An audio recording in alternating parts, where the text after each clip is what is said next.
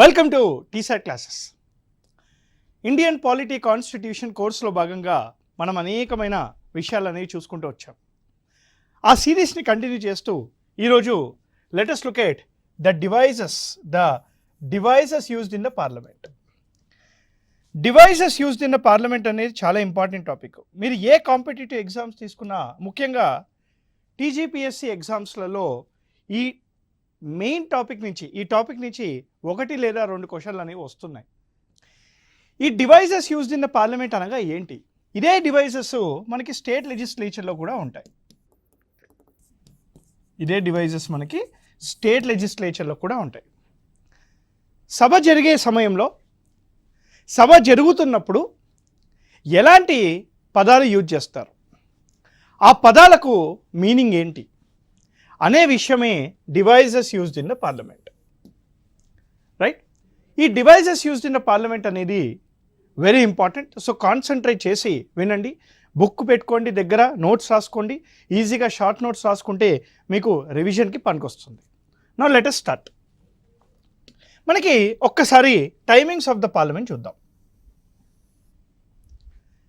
According to rap cob article 118 ప్రకారంగా we have something called rap cob, rules of procedure conduct of the business.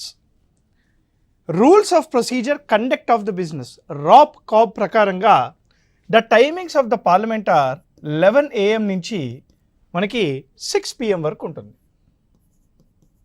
6 PM వరకు ఉంటుంది. దాంట్లో the first 1 hour 11 నుంచి 12 noon we have something called question hour. 12 noon 12 నుంచి మనకి 1 PM వరకు we have something called 0 hour. 1 to 2 we have a break, lunch break అనుకోవచ్చు, ఏదైనా break అనుకోండి.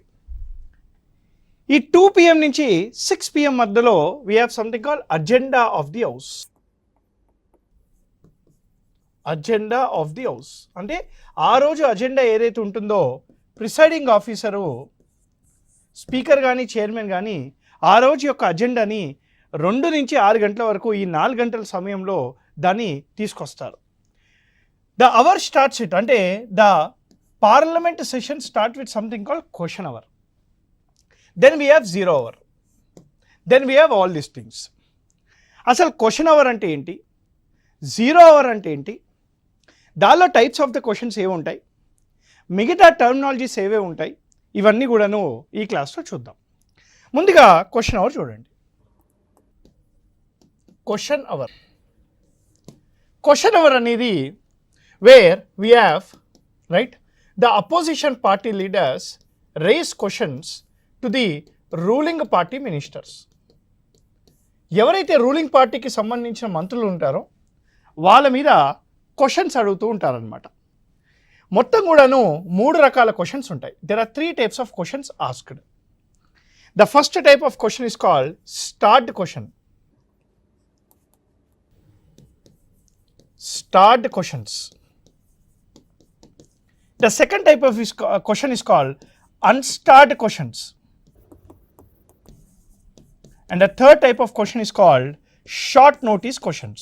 Short notice question. సో మొత్తం కూడాను 3 types of questions అనేవి ఉంటాయి. ఏంటి సార్ అవి? ముందుగా the first one is called starred question అని, అన్స్టార్ట్ క్వశ్చన్స్ అని చెప్పి, మరియు షార్ట్ నోటీస్ క్వశ్చన్స్ అనేవి ఉంటాయి. What is the meaning of a starred question? Starred question is where you ask or you expect and oral reply. You expect a oral reply కావాలి. అంటే ఎవరినైనా question అడిగి ఆ క్వశ్చన్కి ఓరల్గా సమాధానం ఎక్స్పెక్ట్ చేస్తే దాన్ని స్టార్ట్ క్వశ్చన్ అని అంటారు. ఈ స్టార్ట్ క్వశ్చన్కి మనకి supplementary questions are allowed. Supplementary questions అనేవి అలౌ చేస్తారు. ఏవైతే స్టార్ట్ క్వశ్చన్స్ ఉంటాయో ఈ స్టార్ట్ క్వశ్చన్కి మినిమం 21 days నుంచి మినిమం 21 to 30 days యొక్క నోటీస్ ఉండాలి, రైట్? మినిమం 21 నుంచి 30 రోజుల నోటీస్ ఇవ్వాలి. ఒక మంత్రికి క్వశ్చన్ అడిగేటప్పుడు 21 to 30 days నోటీస్ అనేది ఇవ్వాలి అని చెప్తున్నాను అనమాట. రెండో రకమైన క్వశ్చన్ ఏంటంటే అన్స్టార్డ్ క్వశ్చన్ అంటారు. అన్స్టార్డ్ క్వశ్చన్స్ వచ్చేసి మనకి right no it expect a return reply right. No supplementary questions are allowed and minimum 10 days notice ఇవ్వాల్సిందే. 10 days నోటీస్ అనేది ఇవ్వాలి. అంటే స్టార్ట్ క్వశ్చన్లో మినిమం 21 days నోటీస్ ఉండాలి. స్టార్ట్ క్వశ్చన్లో క్వశ్చన్ అడిగాక you expect return reply, you expect oral reply. Starred క్వశ్చన్లో supplementary questions అనేవి అలో చేస్తారు. అన్స్టార్డ్ క్వశ్చన్స్లో మనము రిటర్న్ రిప్లై ఎక్స్పెక్ట్ చేస్తాము. అన్స్టార్డ్ క్వశ్చన్లో సప్లిమెంటరీ క్వశ్చన్స్కి అవకాశం లేదు. అన్స్టార్డ్ క్వశ్చన్లో మినిమం 10 days నోటీస్ ఉండాలి. మరి sir what is short notice questions? ఏవైనా కరెంట్ రిలేటెడ్ మ్యాటర్స్ మీద, అర్జెంట్ పబ్లిక్ ఇంపార్టెన్స్ మీద ఒక క్వశ్చన్ అడగాలి అని అంటే విత్ 1 day నోటీస్ ద్వారా ఈ యొక్క షార్ట్ నోటీస్ క్వశ్చన్ అనేది అడగవచ్చు. ఈ షార్ట్ నోటీస్ క్వశ్చన్కి కూడాను we can expect A right oral reply.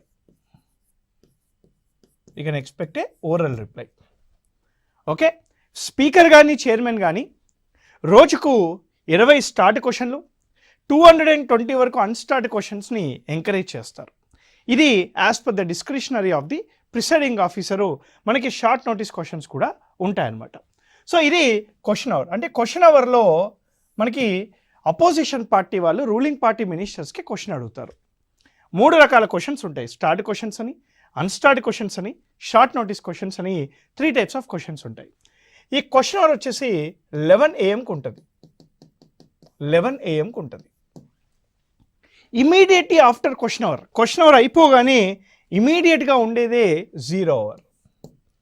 Question hour అయిపోయాక ఇమీడియట్గా 0 hour అని ఉంటుంది. Now 0 hour is important. 0 hour అని ఇచ్చేసి మనకి కరెక్ట్గా 12 noonకి స్టార్ట్ అవుతుంది, 12 o'clock స్టార్ట్ అవుతుంది. Point number 1. 0 hour వచ్చేసి Indian invention. It is an Indian invention, అంటే భారతదేశంలోనే కనుగొన్నారు. 0 hour వచ్చేసి ఫస్ట్ టైము 1962లో ప్రాక్టీస్ చేశారు. 0 hour అంటే ఏంటి? 0 hour is nothing but right where you can raise questions. We can raise questions without prior permission. అంటే ఎలాంటి ముందు ప్రయర్ పర్మిషన్ లేకుండా, ప్రయర్ నోటీస్ లేకుండా, పర్మిషన్ అనే పదం కంటే ఇంకా ముఖ్యంగా నోటీస్ అనే పదం ఇంపార్టెంట్. అంటే ఇక్కడ స్టార్ట్ క్వశ్చన్ కానీ, అన్స్టార్ట్ క్వశ్చన్ కానీ, షార్ట్ నోటీస్ క్వశ్చన్ కానీ ఇక్కడ 21 days నోటీస్ ఉంటుంది, ఇక్కడ మినిమము 10 days నోటీస్ ఉంటుంది, ఇక్కడ మినిమం 1 day నోటీస్ ఉంటుంది. ఎలాంటి నోటీస్ ఇవ్వకుండా అప్పటికప్పుడే ఒక క్వశ్చన్ని రేజ్ చేసే అధికారాన్ని 0 hour అని అంటారు. 0 hour is a main reason for disruption of the house. సభలో అల్లర్లు జరుగుతుంటాయి కదా, దానికి మెయిన్ రీజన్ ఏంటి సార్ అంటే 0 hourగా చెప్పుకుంటూ ఉంటాం అనమాట. 0 hourలో matters related to public importance గురించి డిస్కస్ చేస్తారు. ఈ 0 hourలో ముఖ్యంగా మనకి ఏం డిస్కస్ చేస్తారు సార్ అంటే చెప్పాను కదా ఇందాకనే, మనకి కరెంట్ అఫైర్స్ రిలేటెడ్గా డిస్కస్ చేస్తారు. అప్పుడప్పుడే స్పీకర్ దగ్గరికి వెళ్ళి పర్మిషన్ తీసుకుంటారు. స్పీకర్ ఒప్పుకుంటే 0 hourలో క్వశ్చన్ అనేది అడగవచ్చు. So no prior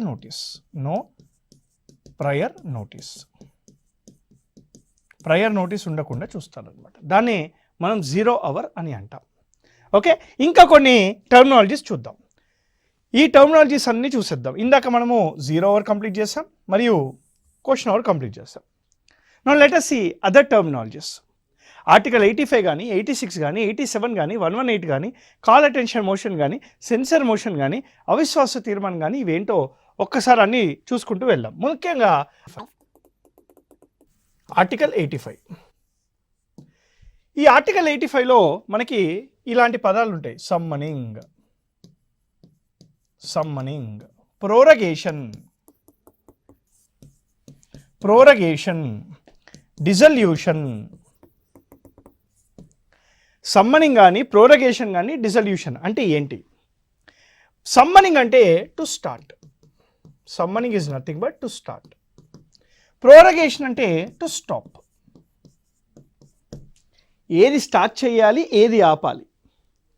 to start a session, to start a session, to stop a session. అంటే పార్లమెంట్ యొక్క సెషన్ని స్టార్ట్ చేయాలన్నా, పార్లమెంట్ యొక్క సెషన్ని ఆపాలన్నా ఆర్టికల్ 85 ప్రకారంగా it is the president of India. The President of India has the authority to start a session of the parliament or to stop a session of the parliament. అయితే జనరల్గా ఇండియాలో సంవత్సరానికి 3 sessions ఉంటాయి, 3 sessions ఉంటాయి. Generally in India we have 3 sessions in an year. The first one is called budget session. The second one is called monsoon session. The third one is called winter session. Budget session వచ్చేసి ఫిబ్రవరి మార్చ్లో ఉంటుంది. Monsoon session వచ్చేసి July ఆగస్ట్లో ఉంటుంది. మరియు winter session వచ్చేసి November డిసెంబర్లో ఉంటుంది. So we have 3 sessions in an year. 3 sessions ఉంటాయి సంవత్సరానికి. అయితే ఇది రాజ్యాంగం ప్రకారంగా కాదు. రాజ్యాంగంలో ఏం రాస్తుంది, ఒక్క సెషన్కి ఇంకో సెషన్కి maximum gap up to 6 months ఉండాలి అని రాస్తుంది. అంటే 6 నెలల కంటే ఎక్కువగా ఒక సెషన్కి ఇంకో సెషన్కి గ్యాప్ ఉండకూడదు అని రాసుంటుంది.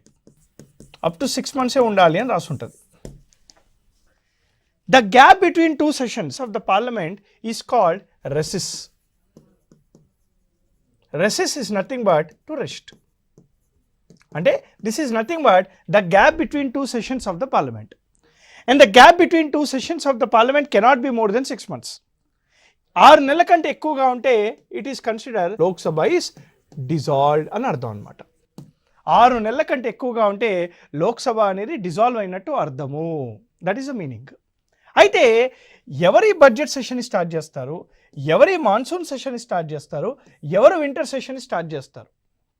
అదేవిధంగా ఎవరు బడ్జెట్ సెషన్ని, వింటర్ సెషన్ని, మాన్సూన్ సెషన్ని ఆపేస్తారు. ఆన్సర్ వచ్చేసి answer is nothing but right president of India. According to article 85 of the Indian constitution it is the president of India who has the authority to start a session and to stop a session. ఓకేనా? ఇక్కడే ఇంకో విషయం కూడా చెప్తా. That is your adjournment. రెండోది ఏంటి sir? Adjournment, sine die. What is the meaning of అడ్జార్న్మెంట్? ఇక్కడ ఒక సెషన్లో right in a session there are several sittings. There are several sittings in a session. For example ఒక సెషన్ 11 నుంచి 6 గంటల వరకు ఉందనుకుందాం. 11 to 12 ఒక సిట్టింగు, మళ్ళీ 12కి బ్రేక్, 12:15 to 1 ఒక సిట్టింగు, మళ్ళీ 2 to 4 ఒక సిట్టింగ్. అంటే there are many sittings in a session. The gap between these sittings is called adjournment. The gap, the break between 2 sittings is called adjournment. The break between 2 sittings is called adjournment. Who has the authority to adjourn the house? It is a presiding officer. The presiding officer, that is the speaker or chairman, as the authority to what sir? To adjourn the house. మీరు ఎప్పుడైనా వినే ఉంటారు, మన parliament session కానీ లేదా break చూస్తుంటారు కదా టీవీస్లలో చూస్తుంటే ఏమంటాడు speaker? The house is adjourned for half an hour. The house is adjourned to meet tomorrow at 11 AM. The house is adjourned for lunch. అంటే ఇదేంటి, ఏం చెప్తున్నాడు ఇక్కడ స్పీకర్ చైర్మన్? అరే బాబు రేపు 11 o'clock మళ్ళీ రండి అని చెప్తున్నాడు. ఎప్పుడైనా స్పీకర్ కానీ చైర్మన్ కానీ హౌస్ని అడ్జార్న్ చేస్తే he will give details of next sitting. అంటే నెక్స్ట్ సిట్టింగ్ యొక్క డీటెయిల్స్ అనేవి ఇస్తాడు. The house is adjourn to meet tomorrow at 11 AM. అంటే రేపు 11 o'clock మళ్ళీ హౌస్ అనేది రెస్యూమ్ అవుతుంది. అంటే whenever the speaker or chairman adjourning the house, the details of the next sitting is given. If the speaker or chairman adjourn the house for indefinite period. If the speaker or chairman adjourn the house without providing the details of the next sitting, that is called adjournment sine die. What is adjournment sine die? Indefinite adjournment. Indefinite adjournment. అంటే ఇక్కడ సభని వాయిదా వేసేది speaker లేదా chairman, కానీ సభని ఆపే అధికారం ఎవరికి ఉంటుంది సార్ అంటే ప్రెసిడెంట్ ఆఫ్ ఇండియాకు ఉంటుంది. ఆర్టికల్ 85 ప్రకారంగా చెప్తుంది మనకి.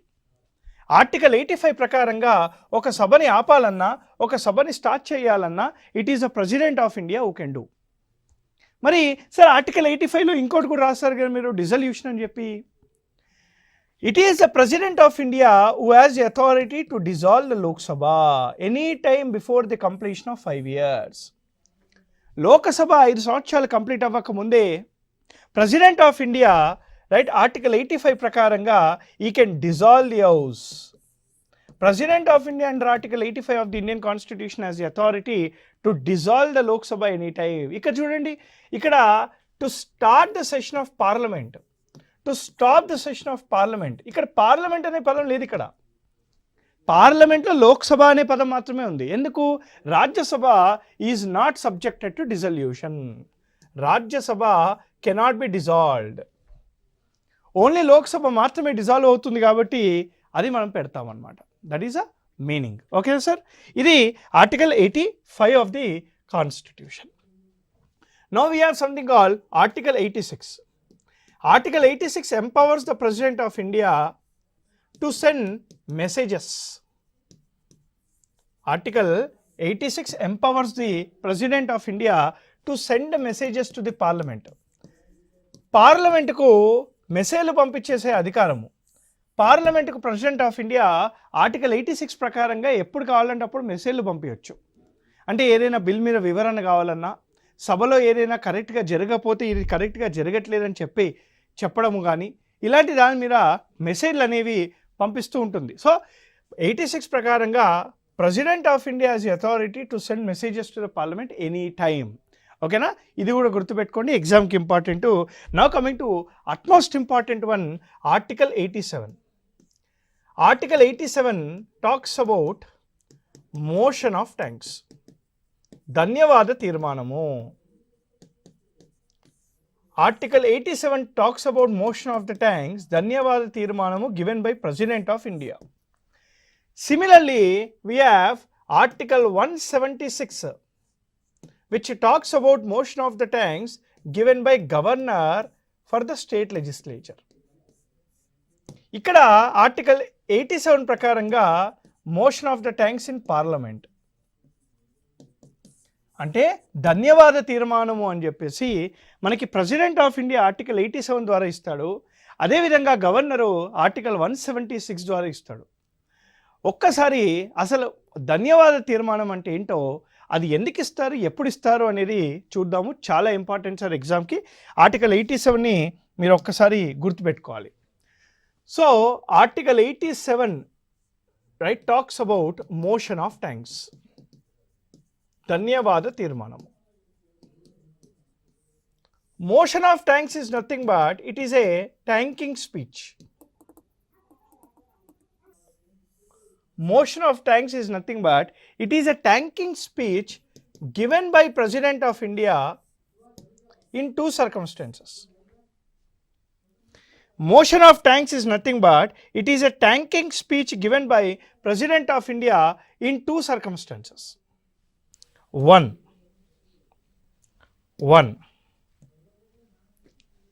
every year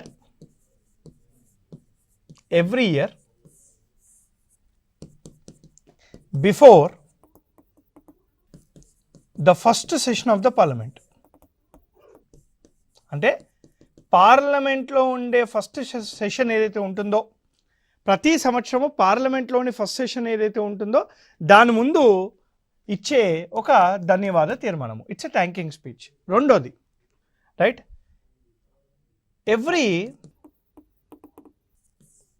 time when the first meeting of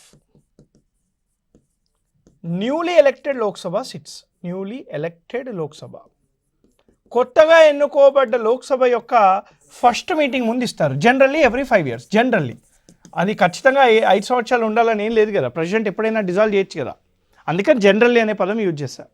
అంటే ధన్యవాద తీర్మానము అనేది nothing but it is a thanking speech given by the president of India under 2 circumstances. 1, ప్రతి సంవత్సరము every year before the first session of the parliament begin. జనరల్గా first session ఏముంటుంది? Budget session ఉంటుంది. General ఇది కూడా ఖచ్చితంగా బడ్జెట్ సెషన్ ఉండాలని రాజ్యాంగం లెక్క లేదు. సో బడ్జెట్ సెషన్ స్టార్ట్ అయ్యే ముందు అనుకోండి, ఫర్ ఎగ్జాంపుల్, ఖచ్చితంగా బడ్జెట్ సెషన్ అని కాదు, ఇప్పుడైతే బడ్జెట్ సెషన్ ఉంది కాబట్టి అలా చెప్తున్నా. రెండోది ఏంటి? ప్రతి 5 సంవత్సరాలకు ఒకసారి before the first meeting of the newly elected Lok Sabha, కొత్తగా ఎన్నుకోబడ్డ లోక్సభ యొక్క ఫస్ట్ మీటింగ్ ముందు, సింపుల్గా చెప్పాలంటే ప్రోటోమ్ స్పీకర్ని అపాయింట్ చేసే ముందు. ఇంకా సింపుల్గా చెప్పాలంటే speaker last day next day రోజు, అంటే లాస్ట్ డే ముందు రోజు అవుతారు కదా, ఫస్ట్ మీటింగ్ ముందు రోజు లాస్ట్ డే అయింది అట్లా. సో 87 ప్రకారంగా it is a thanking speech. అయితే ఆర్టికల్ 87 ప్రకారంగా మోషన్ ఆఫ్ థ్యాంక్స్ అనేది 2 సందర్భాలలో ఉండదు. ఒకటి బడ్జెట్ ప్రవేశపెట్టినప్పుడు, 2 అవిశ్వాస తీర్మానం ప్రవేశపెట్టినప్పుడు. అవిశ్వాస తీర్మానం ప్రవేశపెట్టినప్పుడు కానీ బడ్జెట్ ప్రవేశపెట్టినప్పుడు కానీ ఈ మోషన్ ఆఫ్ ద థ్యాంక్స్ అనేది ఉండదు. ఇది కూడా గుర్తుపెట్టుకోండి ఎగ్జామ్కి. ఓ గవర్నర్ కూడా ఇస్తాడు. గవర్నర్ ఆర్టికల్ 176 ప్రకారంగా ఇస్తాడు. ఎగ్జామ్కి ఇంకో క్వశ్చన్ అడగొచ్చు, ఈ మోషన్ ఆఫ్ ద థ్యాంక్స్ ఎవరు తయారు చేస్తారని. పిఎంఓ, ప్రైమ్ మినిస్టర్ ఆఫీస్ తయారు చేస్తారు. It is a prime minister office which prepares the motion of thanks. So motion of thanks అనేది it is nothing but a thanking speech given by the president of India under 2 circumstances. 1, ప్రతి సంవత్సరం before the budget session or any session. 2, first meeting of the newly elected Lok Sabha యొక్క meeting ముందు చేస్తారనమాట. ఇది article 87 of the Indian constitution. ఇది కూడా మీరు గుర్తుపెట్టుకోవాలి సార్, ఓకేనా. ఇది article 87. Now let's go to another article which is your article 102 for parliament and article 191 similarly for state legislature. Okay, yeah, జాగ్రత్త వినాలి, ఇది కూడా ఇంపార్టెంట్ ఎగ్జామ్కి. Article 102 or 191 talks about something called disqualifications of members. Members disqualify ఎప్పుడవుతారు అనేది మనకి ఇక్కడ article 102లో రాసి ఉంటుంది. డిస్క్వాలిఫికేషన్స్ ఆఫ్ ద మెంబర్స్కి కొన్ని క్రైటీరియాస్ ఉంటాయి. అంటే ఒక మెంబర్ని సస్పెండ్ కాదు సార్, ఇక్కడ నేను అంటుంది disqualification.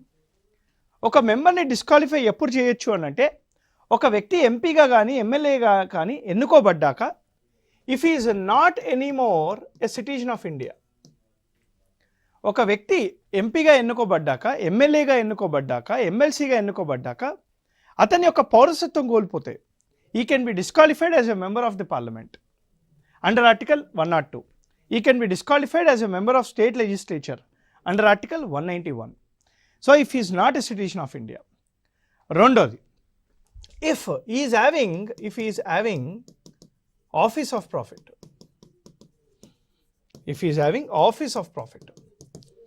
right, oka private government lo gaani, government టెండర్లలో కానీ అతనికి హస్తం ఉన్నది తెలిస్తే, అతనికి గవర్నమెంట్ నుంచి డబ్బులు వస్తున్నది తెలిస్తే he can be disqualified. 2, if is proved insolvent, అప్పులలో వెళ్ళిపోయాడు, right. If is proved insolvent, if is of physically and mentally retard, I mean to say if is mentally retard he can be disqualified. 5, very important, anti defection law, party ఫిరాయింపుల చట్టం కింద he can be disqualified. 6, if his election is declared invalid, అతని యొక్క ఎన్నిక అనేది ఇన్వాలిడ్గా declare అయింది, అప్పుడు కూడా ఈ will be disqualified. Very very important for the exam sir. So ఈ కారణాల వల్ల ఆర్టికల్ 102 ప్రకారంగా ఒక వ్యక్తిని డిస్క్వాలిఫై చేయవచ్చు. Is it clear? Next terminology చూద్దాం ఇప్పుడు మనం. మనకి there are something called censure motion మరియు అవిశ్వాస తీర్మానం, no confidence motion. There are 2 things, censor motion and no confidence motion. నా what is censure motion, what is no confidence motion? ముందుగా మీరు అర్థం చేసుకోవాల్సింది, సెన్సర్ మోషన్ కానివ్వండి, నో కాన్ఫిడెన్స్ మోషన్ కానివ్వండి, ఇది ఓన్లీ లోక్సభలో మాత్రమే తీసుకుంటారు. Only Lok Sabha. It is taken initiated only in Lok Sabha. ఇది రాజ్యసభలో ఇనిషియేట్ చెయ్యరు. ఇది ఓన్లీ లోక్సభలో మాత్రమే ఇనిషియేట్ చేస్తారు. మరి లోక్సభలో ఇనిషియేట్ చేస్తే రెండింటికి డిఫరెన్స్ ఏంటి? ఇవి రెండు రెజల్యూషన్స్, మోషన్స్ ఇనిషియేట్ చేయాలంటే మినిమం 50 మెంబర్స్ సపోర్ట్ కావాలి. అంటే ఈ యొక్క ఆమోదాన్ని ముందుకు తీసుకెళ్లాలంటే లోక్సభలో 50 మంది మినిమము ఓకే అని చెప్పాలి. దీన్ని కూడా అంటే ఇది కూడా మినిమం 50 మంది సపోర్ట్ చేయాలి, అప్పుడే తీసుకెళ్తారు. అసలు సెన్సర్ మోషన్ అంటే ఏంటి? సెన్సర్ అంటే ఏంటి? Censure is nothing but to check. అంటే ఒక రీజన్ అనేది మెన్షన్ చేయాలి. ఇక్కడ రీజన్ ఈజ్ స్టేటెడ్, మెన్షన్డ్. అంటే ప్రభుత్వాన్ని హెచ్చరిస్తున్నావు, ప్రభుత్వాన్ని ప్రశ్నిస్తున్నావు, ప్రభుత్వాన్ని ఒక అంశం పైన ప్రశ్నిస్తే దాన్ని సెన్సర్ మోషన్ అంటారు. ఫర్ ఎగ్జాంపుల్, ఒక సెన్సర్ మోషన్ రైజ్ చేశారు. ఏంటది? డిమానిటైజేషన్ వల్ల 50 మంది చనిపోయారు, దీనికి గవర్నమెంట్ ఎలా స్పందిస్తుంది అని చెప్పి. అంటే ఇక్కడ గవర్నమెంట్ని ప్రశ్నించే విధానాన్నే మనం సెన్సర్ మోషన్ అని అంటాం. రీజన్ అనేది మెన్షన్ చేస్తారు. So when sensor motion is accepted, the entire government is answerable. It is answerable. అంటే గవర్నమెంట్ని ప్రశ్నిస్తున్నావు. గవర్నమెంట్ స్టేబుల్గానే ఉంటుంది, గవర్నమెంట్ ఏం పడిపోదు. కానీ ప్రభుత్వము సమాధానం చెప్పాలి. అంటే కష్టంగా సమాధానం చెప్పడం అంటే. సో ఇక్కడ రీజన్ అనేది మెన్షన్ చేస్తుంటుంది. కోవిడ్లో ఆక్సిజన్ లేక చాలామంది చనిపోయారు, గవర్నమెంట్ ఏం చేస్తుంది? నువ్వు గవర్నమెంట్ని మొత్తం కూడాను ఒక అంశం పైన ప్రశ్నిస్తే దాన్ని సెన్సర్ మోషన్ అంటారు. అదే ఒక మినిస్టర్ని ప్రశ్నించామనుకోండి, దాన్ని కాల్ అటెన్షన్ మోషన్ అని అంటారు. అంటే ఏంటి? ఒక అంశం పైన ఒక మినిస్టర్ని ప్రశ్నిస్తే కాల్ అటెన్షన్ మోషన్ అని అనాలి. అంటే you are taking the attention of a minister on a particular subject. If you are taking the attention of the entire government on a particular subject, that is called censor motion. But if you are taking the attention of the only one particular minister, then ఏమంటాం మనము? censor motion అని అంటాం. Okay sir. Now what is no confidence motion? No confidence motion అంటే ఏంటి? there is no reason stated. when there is no reason mention చేయకపోతే ఏం ప్రశ్నిస్తున్నట్టు? ప్రభుత్వం యొక్క కాన్ఫిడెన్స్ని టెస్ట్ చేస్తున్నావు. కాన్ఫిడెన్సా? ప్రభుత్వం యొక్క కాన్ఫిడెన్స్ కూడా ఉంటుందా? ఎక్కడ ఉంటుంది? ప్రభుత్వం యొక్క కాన్ఫిడెన్స్ మెజారిటీలో ఉంటుంది. అంటే you are testing the majority of the government. No confidence motion ద్వారా మెజారిటీని టెస్ట్ చేస్తున్నావు. గవర్నమెంట్ మెజారిటీ ఉందని ప్రూవ్ చేసుకుంటే government will continue. If government is not able to prove the majority, it is the end of the government. ఇక్కడేమో గవర్నమెంట్ని ప్రశ్నిస్తున్నాం అంతే, government answerable. కానీ ఇక్కడ గవర్నమెంట్కి మెజారిటీ ఉందా లేదా అని చెప్పి చూస్తున్నాం అనమాట. అంటే ఇక్కడ గవర్నమెంటు మెజారిటీ లేదు అని తెలిసిందనుకోండి, ఇట్ ఈస్ గాన్. గవర్నమెంట్ అనేది పోయింది, పడిపోతుంది. లోక్సభ ఉంటుంది, గవర్నమెంట్ పడిపోతుంది. అందుకే రీజన్ ఏం మెన్షన్ చేయగలి, మెజారిటీని టెస్ట్ చేస్తున్నట్టు. Clear sir? సో ఇది మనకి some of the devices used in the parliament. These are most important. Okay, I will see you all with another topic of Indian polity in my next class. Till then, happy learning. Thank you very much. జై హింద్.